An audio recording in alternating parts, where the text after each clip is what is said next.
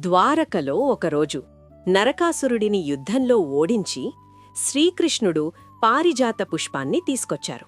తన ప్రియ భార్య సత్యభామకు ఆ పువ్వును ఇచ్చాడు కృష్ణుడు.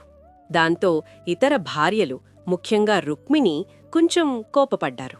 తరువాత నారదముని సలహాతో సత్యభామ తన ప్రతిష్ఠ చూపించడానికి కృష్ణుడిని తూకం వెయ్యాలని నిర్ణయించింది.